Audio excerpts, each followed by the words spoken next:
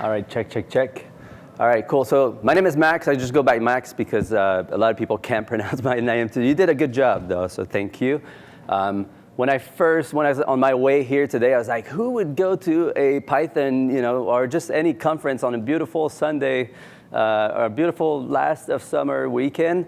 Well, apparently that's you guys, so thank you for being here. I'm really grateful. Thank you for choosing this talk, too. I think Caravelle is at a really good place now, a much better place than when I first introduced it. And I think it's immediately useful to a lot of people and organization. And hopefully my talk today will convey that. Caravelle, so this presentation is largely a demo, so I will go in depth because Caravelle is an open source product. It is not an open source library. It is a product you can install today on your laptop or on your servers, connect to your databases, and start to explore data and visualize your data. Cool, so Caravelle is an open source data visualization platform. It's a product. So very basic ideas behind Caravelle. Explore your data, create interactive dashboard, and share your discoveries. So the name Caravelle comes from this exploration ships that the Portuguese built and used to kind of discover the world. So it's under the theme of exploration. It is almost impossible to find a good name for a product. So this is the best shot that we had at it. The vision and the original vision was to take any database that's out there and to do a microscopic amount of work and get to some good, intricate data visualization. So very basic concept. This is out of d3js.org website. There's tons of beautiful data visualization nowadays, like modern web stack and modern browsers can render super beautiful data visualization. Though it's still hard for anyone, even a data scientist or someone in IPython notebook, to kind of take your data, craft the right JSON, reverse engineer a D3 visualization, put your data in it. If you're good at it, it might take you 2 hours, and then you end up with an HTML file that you don't really know how to share or secure. So what we wanted to do is take arbitrary data visualization and commoditize them, right? So that you take data from any of your database, you plug it in, you tell the system how you want it to be rendered.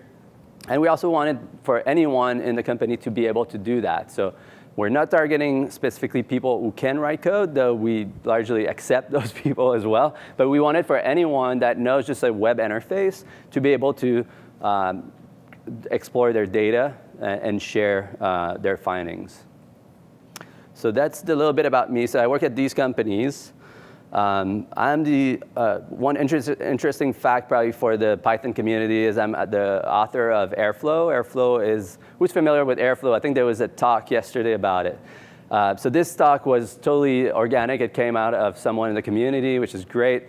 I learned about the Airflow talk as I was looking to see when my schedule was. I was like, great, people are just talking about Airflow now. I don't even need to evangelize it anymore. It's just like has grown to this big thing. For people who don't know, Airflow is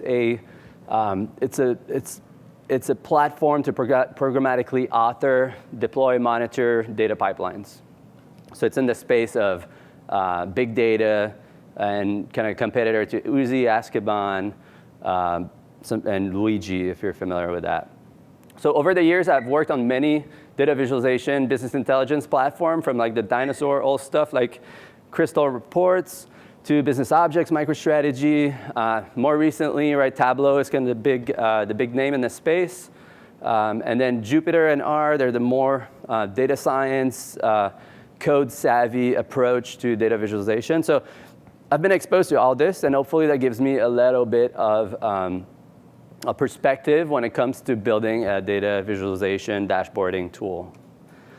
So I wanted to address build versus buy because I didn't have that in my slides before, and people were always asking, like, why is Airbnb, a hospitality website, building data tools that they open source, right? Why does that make sense? Why you don't go with fully embrace, Tableau or Looker or any of the, hundreds of vendors nowadays that build that stuff?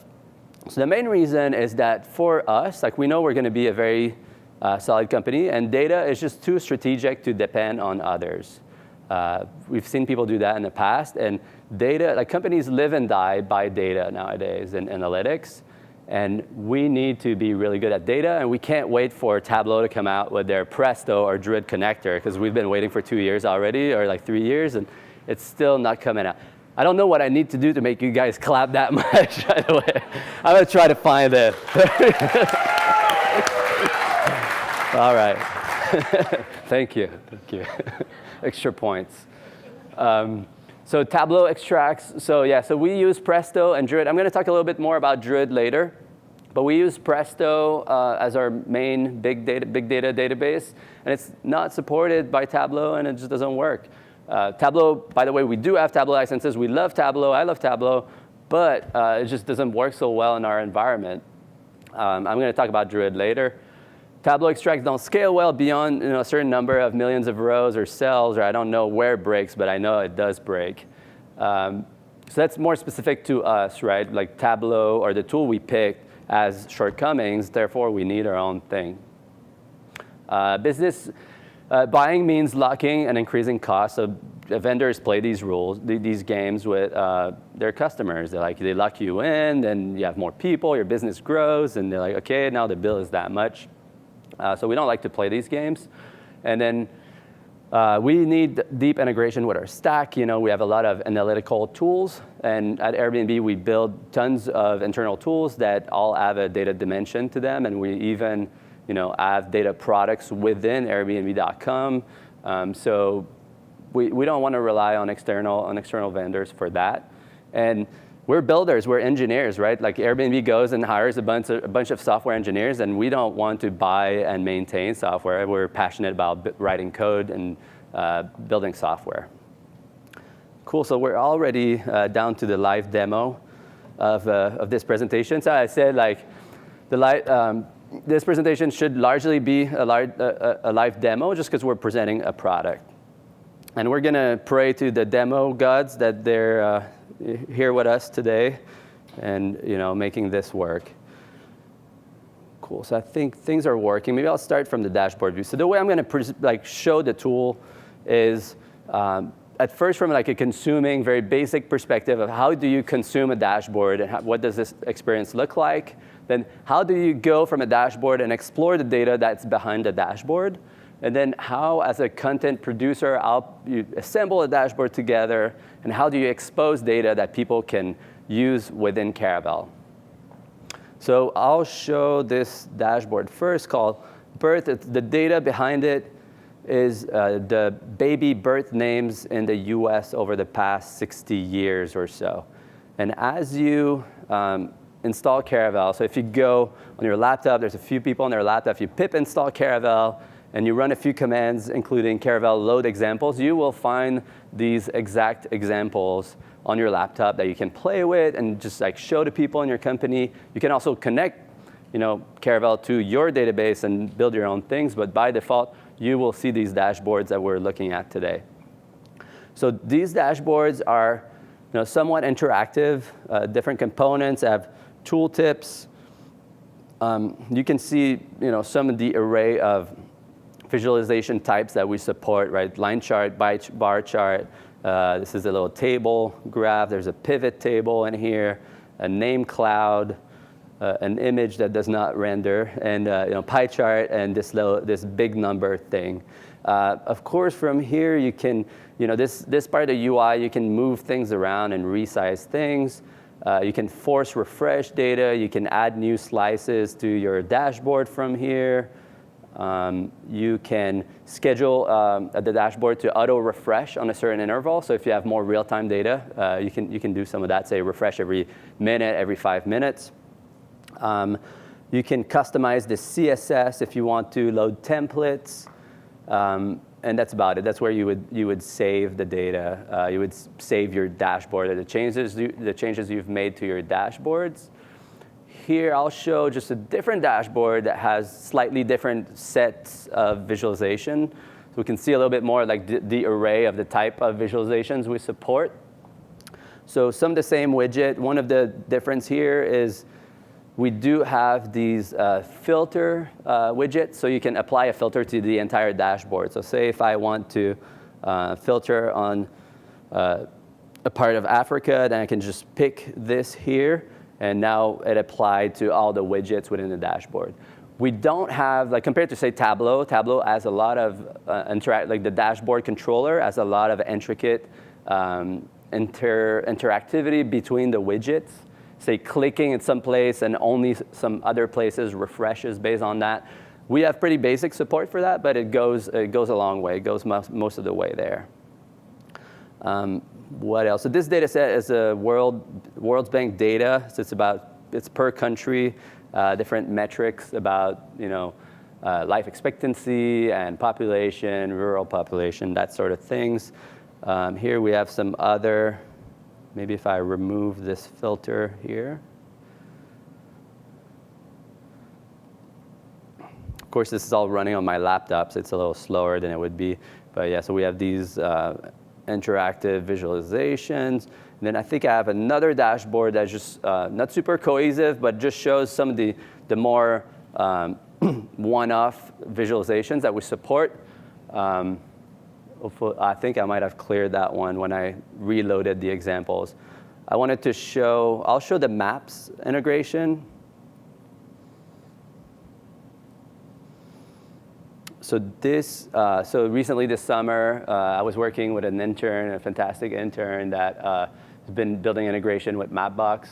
We see a little timer, and we should see a map of San Francisco. So here we can plot, I think we're plotting random things now, but we support clustering, and you can kind of zoom in, zoom out, and plot your own GIS data. As long as you have a latitude, longitude field in your database, you can plot it here. And there's a lot of intricate options on how to do that, whether you want to do clustering or not. And we have the ability to layer multiple maps on top of one another, so you could add different, say, point of interest or plot different data on top of one another.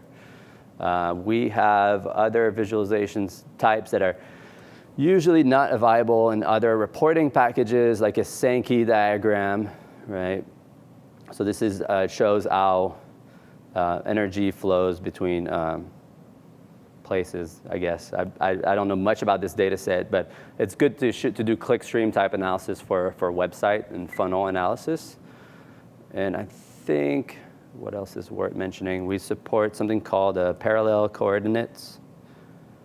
There's a few more, but it's easy to add new visualization to Caravelle, and over the next few, over the lifecycle of Caravelle, we're going to be adding a lot more of these data visualizations. Cool. So let's go back to one of the dashboard. I'll go back to the birth name dashboard, and I want to show now how from a dashboard you can any component or any widget is just the starting point for a deeper analysis, right? So in this case, if I was wondering, like, oh, I want to know more about what's going on behind this line chart. So for any of these widgets, I can click on this Explore chart and go from the dashboard view now to the Explore view. And the Explore view is probably where I'm going to spend the most time. This Explore view is where you craft your individual data visualization that you then use to assemble into a dashboard. So say in this particular case here, I think I'm going to go through, kind of decompose the entire UI here. So there's a query button and a save as button. This is how you save as or you overwrite a certain slice. We call those slices. They're just individual charts. Then you have the possibility to get a short URL. So if I was to share this URL with someone, they would get exactly to the view that I'm seeing as well. So it's also a starting point for their analysis when I share a link with them. Now you can click here to generate an iframe and embed that into, say, another application or presentation.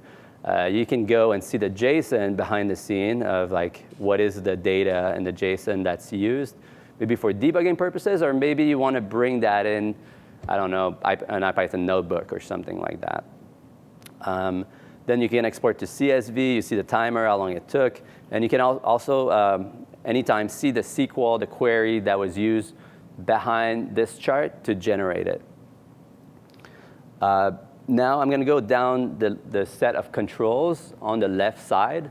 So the top level ones are what is the data set I'm using now, and what is the type of chart that I'm looking at. I could pivot into a different type of chart from here. Say if I want to go into an area or a stacked time series chart. I can just pick that.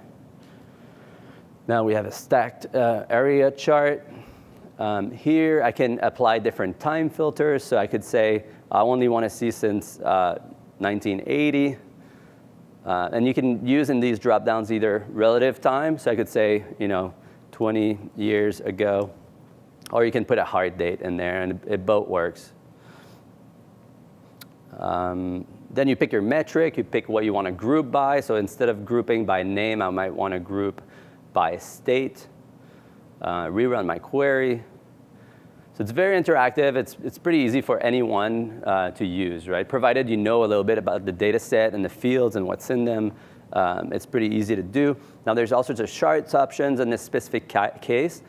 One thing to note is that every chart type exposes slightly different controls, because what's relevant for a line chart is not relevant for a Sankey diagram. So in this case, we show a bunch of options that are basically tying us to the API of the charting library that we use behind the scene. It's called NVD3. Those are reusable chart components written in D3. They're pretty hackable and they're cool. So say I can add a range filter. I can force the y-axis to be at 0, remove the legend, and get a percentage of contribution instead of getting hard values. So if I run this, I should get some of these things. So get a percentage of contribution. The formatting here should be a percentage. I can change the formatting of my, so say here I think I can do something like this to change the formatting of my y-axis, and that should give me percentage on the left side. Cool. All right, so I think that shows pretty well the explore mode. Of course, as you switch to different data visualization, you'll get different options. So there's a lot to discover here, but this is how people interact with Caravelle. If I wanted to, I could very easily save this new slice as area chart, and then say add it to an existing dashboard, and save and go to dashboard. And this is how you would compose your first dashboard. Here I can replace things. I can go and add more slices to my dashboard. So it's pretty easy to use. Now, I wanted to show, so this is not out yet, so this is what I'm working on right now, so it's a little rough, but we're working on a SQL editor, just a classic SQL IDE type thing where you have different queries you work on as different tabs. You can run SQL. You can look at your query history. So this is what we're actively working on. One of the things we're actively working on. So very soon, you'll be able to write arbitrary SQL against your databases and click the Visualize button, which is a flow I'm specifically working on now. And from that view, get to the Explore view. So write arbitrary SQL, see your results, then click the Visualize button, and then you just created a cube that you can use to create slices or charts that you can compose into a dashboard. Cool. Now I want to show briefly, I think I'm going to talk a little bit more about security later and data sources management. So security, this is, if you're an admin, this is where you'd be able to give access, remove access to people. This is also, I guess where you compose your roles and who has access to which role. The sources is where you manage what are my data sources that we want to expose in Caravelle. So you could have an arbitrary set of table, and people can come and add new tables that they want to expose in Caravelle. Yeah, I'll show exactly what it looks like to add a table. Of course, you can do that programmatically, but you can also do that in the UI. So if we look at this table, that's the birth name table that was behind the dashboard that we just looked at, the baby birth names in the US. So I first added this table. The system went and fetched the name of the columns and the data types here. And there were some defaults here that were applied. The strings were identified as groupable, filterable, and the metrics or the numeric fields were identified as summable. Of course, here you can create, you can change these options. You can say, I don't want people to group by gender. I don't think it makes sense. Or I don't want people to sum user ID, right? So this is how you define, it's like what we call the semantic layer, and it defines how your data set will be exposed in the Explorer view. And it helps people, it keeps people away from making mistakes and summing or averaging things they shouldn't average. You can also create computed fields here as SQL expressions. So that means I could, if I wanted to do analysis by the first letter of a name or the last letter of a name, I could come in here and write a SQL expression or some sort of like substring of name, 11, and call it first letter. And then this becomes viable in the Explorer view to do analysis where you can group by first letter. Maybe I'll tempt the demo gods and go back and try to do that. So if I take this line chart, I think that was trends. So instead of grouping by name here, I might, oh, it didn't show up. I think I didn't flag it as groupable. But you get the idea here. If I put this as groupable and filterable, I think that's all it takes for me to go back and be able to start doing analysis on this field as if it was a first level dimension. I need to refresh and say group by first letter. Hopefully the SQL I wrote parses because I wrote it a little quick. There you go. We're doing analysis on first letter. The same way that we can add new computed columns, we can add computed fields. So if I want to do a boys to girls ratio and use that and expose that into the metrics dropdown, it would become viable for everyone to use. So it's kind of a view layer, and it says a little bit more. You can also put like verbose names in there, and you can also say which columns are restricted from certain people, create permissions. So there's a little bit more there, but I don't want to go into too much details. I think it's important to understand that part of Caravelle because that's part of the fundamental architecture of the tool. So that explains a little bit what's here, right? This is where you manage all of your data sources. So I think I'm going to get back to the presentation. It looks like we've been lucky too. Let's see. So I won't need the static slides. So that's my fallback in case that the live demo doesn't work. So it did work. Cool. So I want to talk a little bit about the team. So maybe a little bit of a story. So this product started as a hackathon project last July. So it was just me. I wanted to, we had this cool database called Druid that we were testing internally that I'm going to talk about later that had no way to easily get the data out and visualize it. So I started building this. And after a hackathon, we're not necessarily like deploying Druid just yet. So I was like, how can I make this? This tool is super cool. It works well. How can I make it work with just any database? And I decided to integrate it with using SQL Alchemy so we could use it against any database. And fast forward about like 9 to 10 months later, we got a lot of traction internally. I legitimized the hackathon project as a full-blown project, and now we have a bunch of people working on it. 2 of which are full-time, and the rest are just like enthusiasts and helping out. So I guess 3 of us are kind of full-time on Caravelle.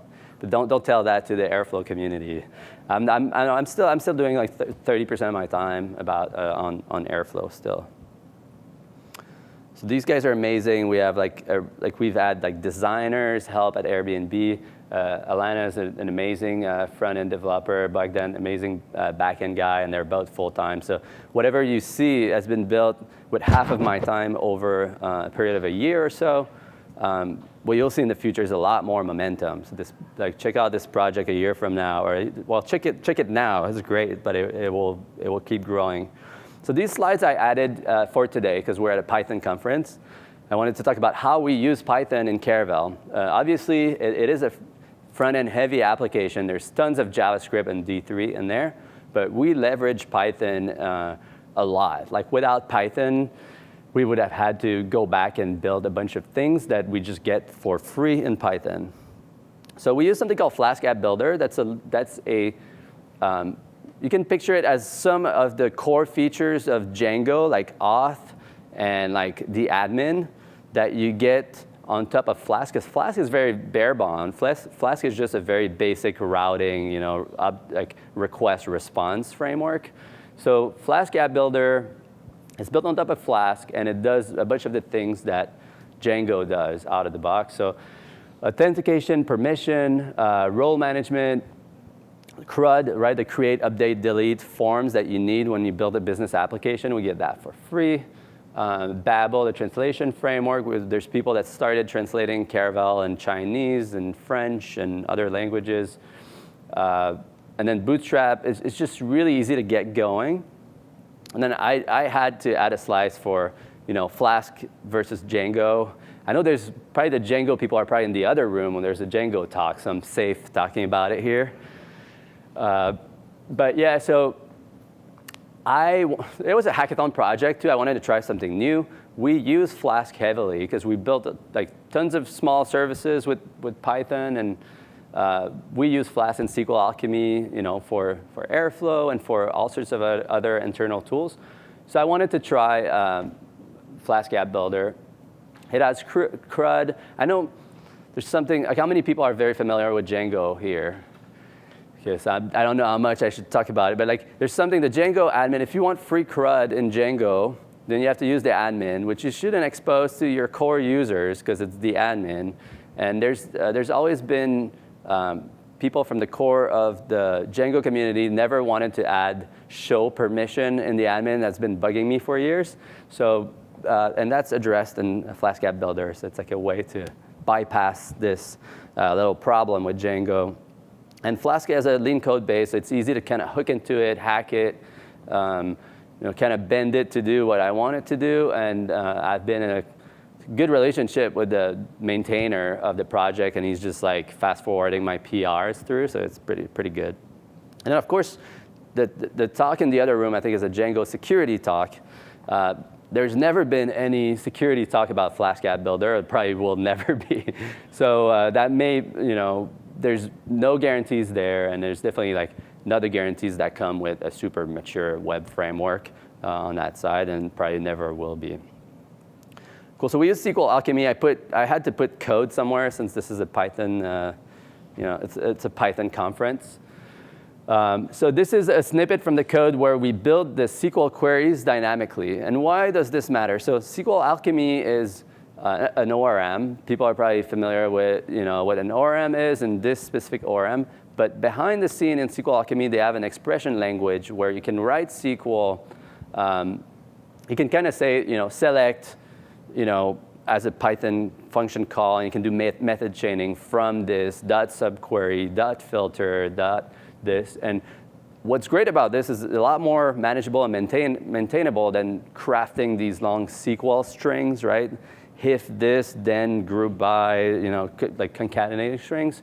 But the real value behind that is that SQL Alchemy can translate into any SQL dialects, or any of the SQL dialects that have been implemented, which is most of the relevant ones, or all of the relevant ones. So that means what you saw in Caravelle was on my MySQL database, but if you have an Oracle database, a Teradata database, a Vertica database, Impala, Presto, it all works because I wrote the SQL or the queries in that API that can be translated to any language. And I don't have to deal with, if Oracle, then row num limit, or I don't need to worry about how to quote for speaking in the different dialects, which is great.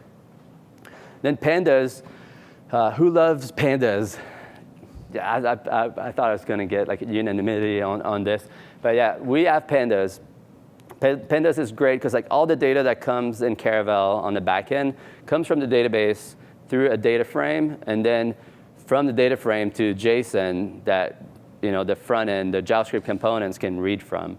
And crafting the right JSON is kind of a hard thing if you don't have something like pandas. So being able to do pivot, group bys, tables, to JSON, to dict, which is a function I've used quite a bit, is amazing. And all the time series transform.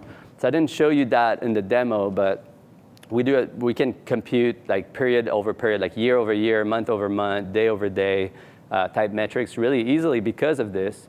Resampling is also like a time construct, right? To say like I have data that's by timestamp, and then you might want to resample per day, per hour, per minute. So we can do that. Period shifts is where we could show the line chart of this year with the line chart of last year on top of one another, so you can do year-over-year comparison. For a seasonal business like Airbnb, that stuff is vital and critical. And yeah, period shift, period ratios. So pandas, I've spoke with people. When you work in an open source project, you talk with people working on similar things at similar sized companies. So we've been talking with people at Uber, Netflix, Facebook, building similar tools. And some of the choices that were made by other companies in the back end, so say you decide to use Go or Node in the back end, you don't have pandas, and you won't get it, right? You're stuck in that language that does not have pandas. So you have to write pandas. Like, first I'm going to write pandas, and then I'm going to build my data visualization framework. It's just kind of detour. So package and distribute, we use a lot of the Python ecosystem, like setup tools. Not sure if there should be a space there. Not used of seeing it with a space. We use nose and coverage for tests, at least for the Python ones. Alembic for database migration that ships, that's a kind of cousin of SQL Alchemy by the same author to manage your schema changes over time. Requires I/O, coveralls I/O, landscape I/O. Those are all services in the Git ecosystem to keep track of. So say requires I/O will show you in your setup.py which library is behind by how much, if there's security concern. Coveralls I/O is like a linter that tells you, this PR decreased the quality of the code by this much percent. That was landscape, and coveralls is for test coverage. Sphinx for documentation, and PyPy or PyP, which allows you to just pip install Caravelle, and it works. Cool. So I think that closes the question of like, how does Caravelle use Python? How do we leverage Python in Caravelle? Now the front end stack. So JavaScript turns out has become like a respectable language. I don't know how many people are, if I get crucified on my way out for saying that, but JavaScript has come a long way. ES6, I think, and NPMs, I think there's a lot of things that were learned from Python and applied on the JavaScript world. That's the nice way to put it at a Python conference, right? To say like the JavaScript people took a bunch of good ideas from the Python ecosystem and made it somewhat sane. So we use that stuff, and I learned React recently. I love that piece of technology, and it will allow us to make Caravelle even more awesome than it is today. And D3, of course, NVD3 is the reusable charts that we use for all the bar chart, line chart, stacked area chart, and we're really grateful to have that, to not have to build this. Like Caravelle is kind of a big collage of libraries, right? I guess any software kind of is nowadays, but it's like a clever collage of the right libraries. It turns out, yes, one engineer can replicate a significant percentage of a tool like Tableau over a short period of time. Security, everyone loves security, right? That's exciting. But yeah, we ship with 3 roles. And as you install Caravelle in your environment to test it, or beyond testing, you want to POC it, or you want to run a proof of concept, you'll be able to use OpenID, LDAP, remote user, different authentication methods that is provided by Flask AppBuilder. So if it doesn't work, we can just I'll go to that other GitHub repo to figure out how that works. We ship with 3 roles: admin, which is all access, can grant access; alpha, which has access to all data but cannot grant rights; and then gamma, which is people that have access on a per database or per table basis. So with Caravelle, you can, in your environment, give access to different sets of tables to different people. And the reason why it's not slice-centric or dashboard-centric is because we want people to go and explore, and we think the table is the unit of exploration. So you give access to a table to someone, they can see the dashboard built on it, but then they can go and explore that table further with filtering, grouping the data in different ways. And then there's fine-grained control. If you want to go create 600 roles for your complex company security matrix, you also can do that. But you probably have better things to do this week. So the semantic layer I showed, right? It's the place where it's kind of the view layer on top of your data set. And this is how you define how you expose this data in Caravelle, which fields are groupable, summable, computed fields, that kind of stuff. Cool, so I want to talk about Druid. I said about 3 times I'm going to talk about Druid. Druid is, I think it has all the buzzwords of the big data stack right now. So it is a column-oriented, distributed, real-time, heavily indexed, super fast database. It's open source. We decided to fit it in our stack at Airbnb because we think it's awesome and it's super fast. So you can get data with very low latency. So here you see that we stream data. So we have our event data that comes from mobile, front end, back end, code, and goes into Kafka. And we can send that straight into Druid and consume it in Caravelle. So we can look at reports at Airbnb like app crashes per minute over the past 30 minutes, over the past 90 minutes, and break it down by region, by data, like Amazon data center. We can do all of this on arbitrary data that comes out of Kafka. We can also take our hot data sets from our Hive gold cluster, or any cluster really, and make it much faster by indexing it and putting it in Druid. That means you have like a data set that is, I don't know, 50 terabytes, 100 terabytes. It's really slow and presto, and you can't really play with it. But a lot of people want to slice and dice this data set, right? They want to analyze the good stuff out of it.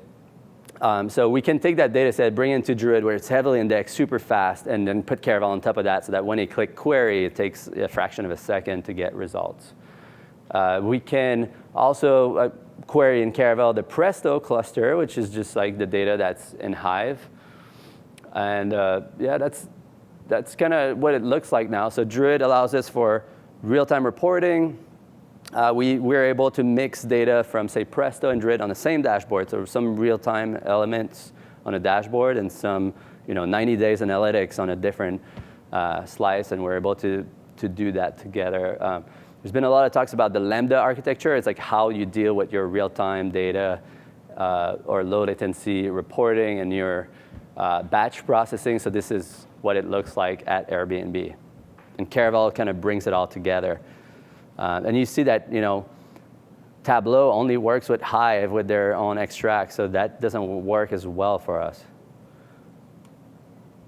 So caching, I implemented caching for Caravelle. So let's say you have a table that takes 30 seconds to scan, right? So that's pretty common. You have like your big event table. It takes 3 minutes to scan. Maybe that's good enough to create the dashboard, but once people consume the dashboard, you want it to load very quickly. So the way we do caching, it's provided by Flask Cache, and we cache the JSON that's behind every slice. So it is web scale kind of cache, under a meg, and we cache the JSON. So if 2 people run the same query, 2 people run the same dashboard, it will load in second, at least for this second and subsequent load.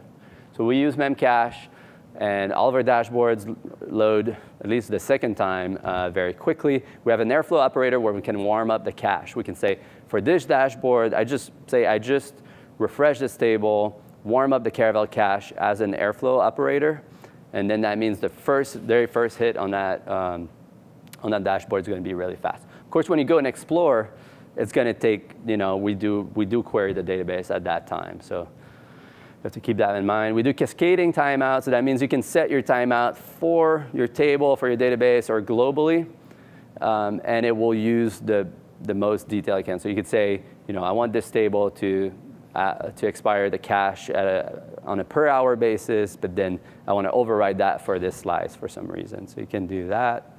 And the UI is really clear about when it serves cache data. It shows you this was served from cache, and you can force refresh if you want to. So I'm not sure, how am I doing on time? How much time do I have? 5 minutes? All right, perfect, because I'm wrapping up. So this is open source, and open source is pretty sweet because it's not just us working on this. There's like a lot of contributors here. There's like 61 contributors. There's tons of commits and branches and people that have forked the project, or people that are really interested in this project. If you guys want to be part of this, you're more than welcome to do it. We do everything in the open. All of our project plan and roadmap at Airbnb is on the GitHub repo. So we don't do the open source behind the door where like every once in a while we might release some of our stuff. We do all of our work on GitHub and embrace that fully. So you can totally join in and be part of that. We have people that are external committers on the repo too that have full access to our repo. Like if you're a good contributor, you've proven you work well with us, we're happy to grant you extra rights on our repo. What's next? So that is my final slide. We're growing a community. That's why I'm here in parts. I want to ship Sql Lab, which we saw a glimpse of. That's the SQL editor. That's happening probably over a week or two. We want to take the building blocks out of Caravelle and use and share that as a library. So that means every visualization that you saw would become a React component that we can share as an NPM library, and then we can use that internally to build other applications, right? And other people can use that API or can use that package without using Caravelle if they want to. So I think that's kind of an important thing to do. And I think we don't want to just ship the React components. We want to ship also the control. So you can use this package to build interactive application, not just charts. So you'd have the controls that come with the visualizations. You can compose them in whatever way makes sense for your application. So we're reactifying everything. There's a lot of old school JavaScript in the app. So we're going to be systematic and just rewrite everything in React. All the new parts and all the changes that we're making are in React. DSL for the semantic layer. So we want to formalize, that semantic layer. I showed the UI. You can go and, check box and add fields, and that's great for a lot of people. For other people, they would argue that some heavily used data sets should probably be in source control, right? So we need a DSL to describe how we expose a table and put that in source control. So that might come in a way. We're going to polish that flow too of how you add a table and how do you expose it in the Caravelle. We're going to build a really nice UI for that part. What we have now is very functional, but it's not as great as it could be. And then we want to smoothen all the command flows. So when I first introduced this project, there was a lot of basic flows, like assembling a dashboard, that were really hard. We've smoothened the most important ones, but we want the whole experience to be top in terms of UX. And so the way you use the software really kind of just is natural and flowing. So that's happening with now a front-end engineer on the product, right? We can kind of ensure a lot of detail from that end, and just good polish and good design, because it goes a very long way. So that's where we're at. If you want to find on github.com, on Airbnb's Caravelle, you can find all the resources, all the links, everything you might need there. You can find how to reach the community through Gitter or through Google Groups. So please do so. We're a few stars short of 7,000 on GitHub. If you want to go, give us some stars. Make it rain. And that's it. If there's questions, I'll be happy to take some.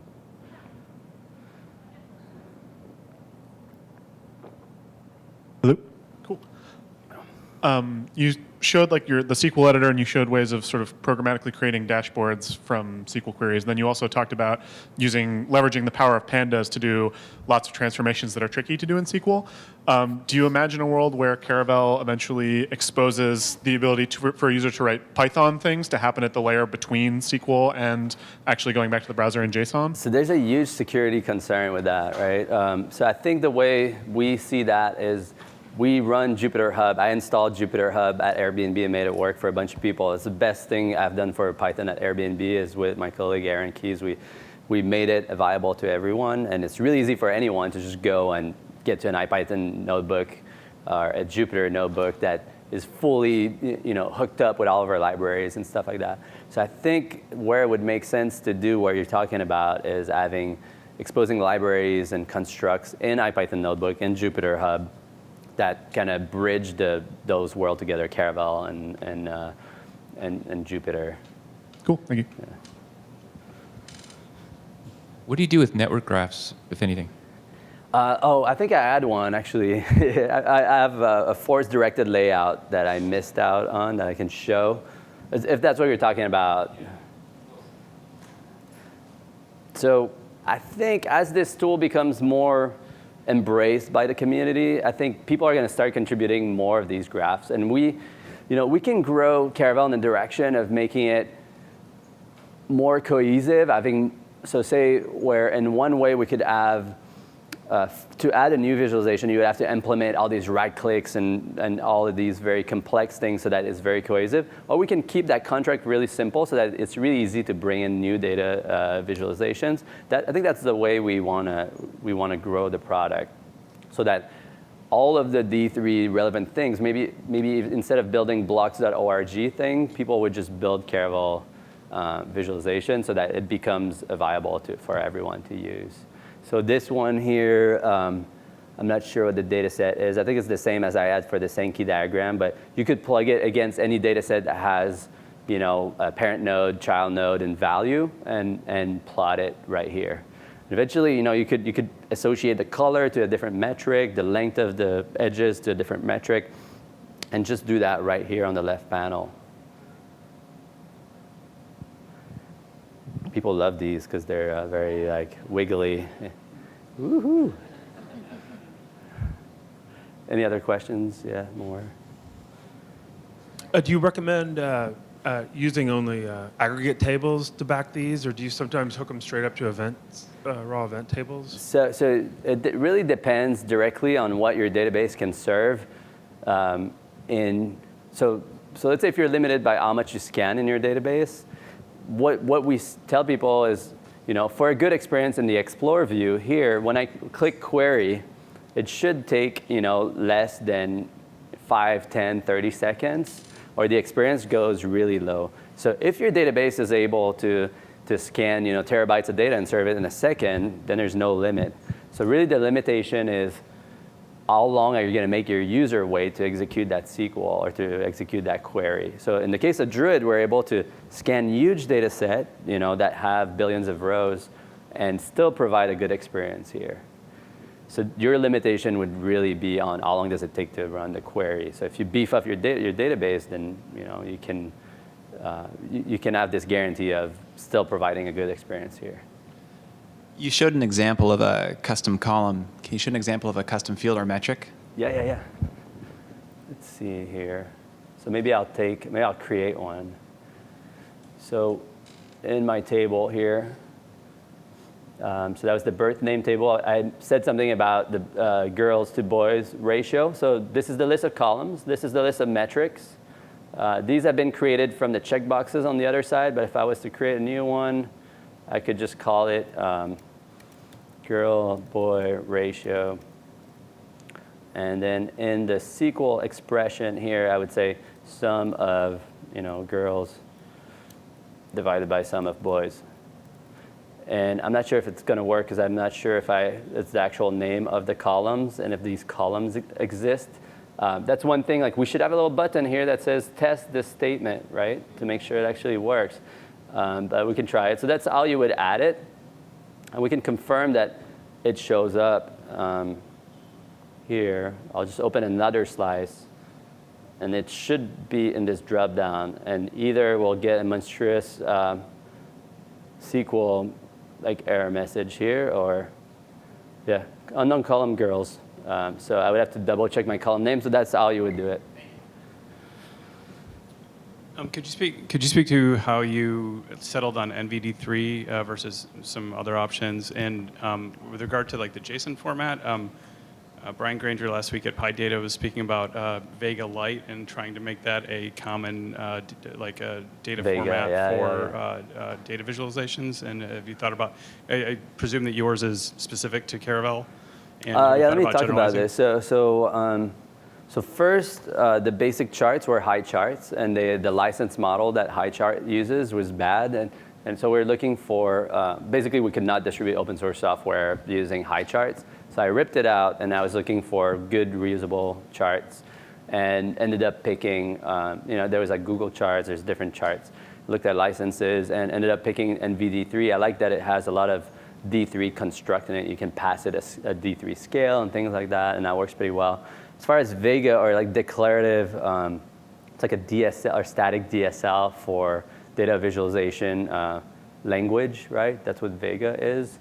I mean, with like contracts come constraints, right? And with constraint comes really good things, that the things that you do will work in other environments, but sometimes there's like problems with common denominator and semantics of different kind, and maybe what if you disagree with the contract?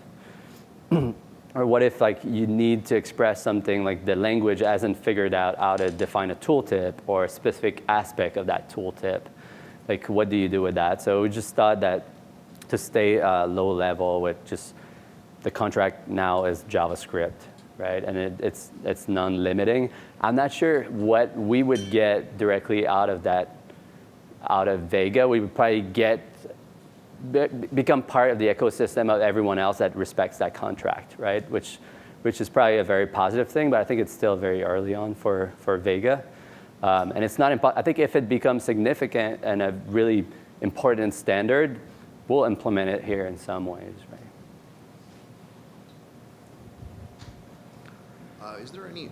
Is there any chance of sub-table level permissions? Like if I have users who can't access specific data sets or parts of data sets? So there's different ways of doing that. So we support Vue. You probably figured out too that we don't really support join, or the engine will not write a join for you. The way we support that is through views. So if you have a fact table, you have dimension tables, you need to join it, create a view that joins it, or materialize your table, depending on what makes sense in your environment. If you say the sales rep in North America cannot see the data of the sales rep in some other region, you can create one view per region and then give people access to that view. That's another way, right? To knowing that the table or the view is the unit of security, then you can play with that. That can become cumbersome. Someone from the community added in the metric editor. Let's see here. If I take a metric and I edit it, there is a column that's called is restricted. So if I click this column becomes restricted, and if you're not a super user, then you need to be given access to that metric explicitly. So that's kind of what we support at the moment. There might be things in the future where the notion of row level security, where we would say associate a role with in a table to a predicate, saying that if you are this user and you are in this role, we will always apply this filter. So that's something that, for now, if it was a GitHub issue, I would flag it as help wanted, right? But it's pretty easy to add in here. You create a few new models and hook it up in the right views, and it will work. So definitely, I think any feature that's reasonable, we will review and merge, right? Maybe depending on the complexity of the PR and how universal in terms of need it is, it might take more or less time to review it. But we want to honor, the community, and we will, in terms, review every PR and merge it if it's reasonable for the community. Good. All right. Thank you very much. If you have more questions, I'll be probably around for the next half hour until no one wants to talk to me anymore. All right. Thank you.